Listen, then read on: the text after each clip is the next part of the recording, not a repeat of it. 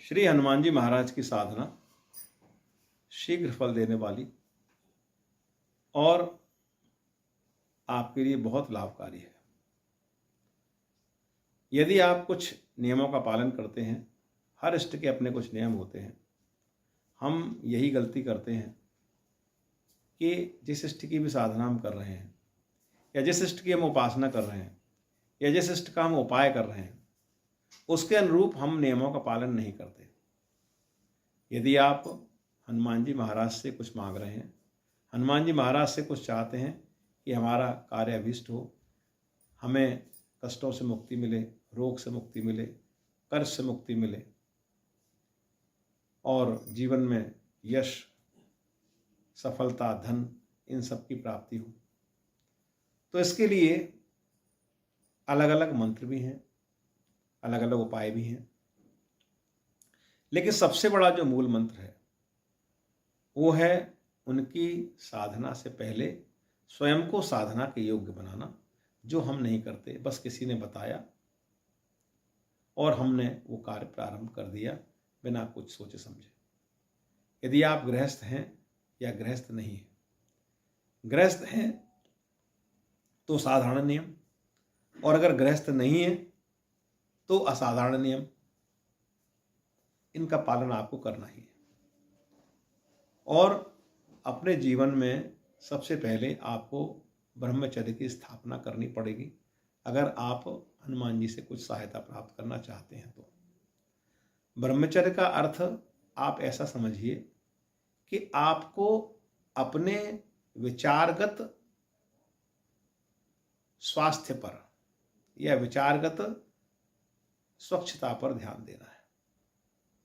जिस प्रकार के हम यानी समाज में रहकर, जिस प्रकार से परिवार में रहकर हम जिस प्रकार के चिंतनों से ग्रस्त रहते हैं, उस चिंतनों से मुक्त होने के बाद यानी वैचारिक स्वच्छता अत्यंत आवश्यक है।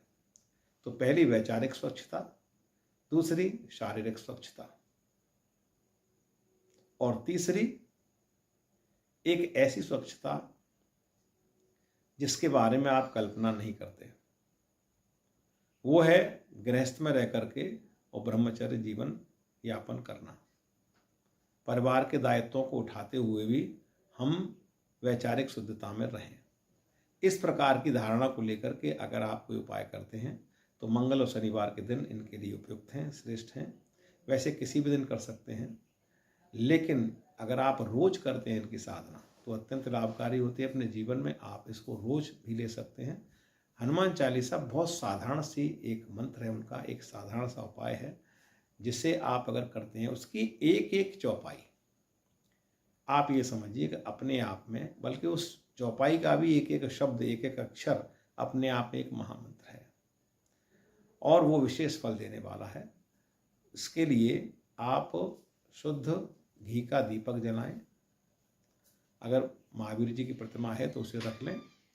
उस प्रतिमा को आप अगर प्राण प्रतिष्ठित है तो बहुत अच्छी बात है, मंदिर में जाकर कर सकते हैं। अगर घर में करना चाहते हैं तो प्रतिमा है, प्रतिमा को आप पुष्प अर्पित करें, जनेऊ चढ़ाएं। अगर वैसे चोला चढ़ाने का विधान तो मंदिर में ही हुआ करता है, लेकिन इन विधियों से उनकी उपासना करके और भोग, उनका लड्डू या चूरमा का भोग लगता है, वो भोग लगा सकते हैं।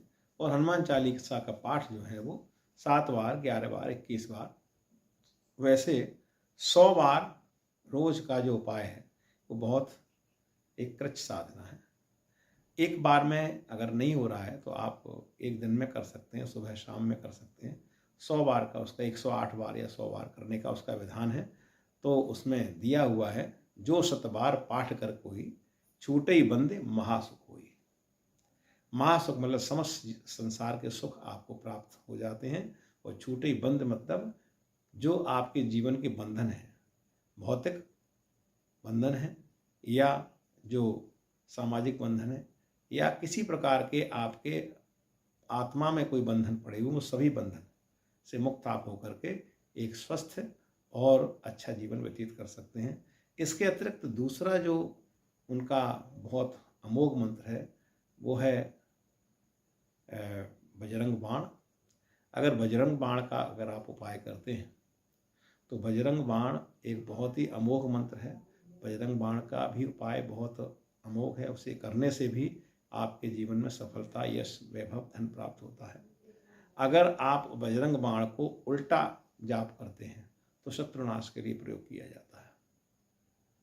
हनुमान बाहुक का प्रयोग आप जो है वो शारीरिक पीड़ा के लिए होता है। एक बार भगवान हनुमान जी से तुलसीदास ने प्रार्थना की कि उनके शरीर में भयंकर दर्द हो रहा था, पीड़ा हो रही थी। उस पीड़ा के विनाश के लिए उन्होंने हनुमान बाहुक की रचना की गोस्वामी तुलसीदास जी ने, तो उससे उनके शरीर की पीड़ा जाती रही।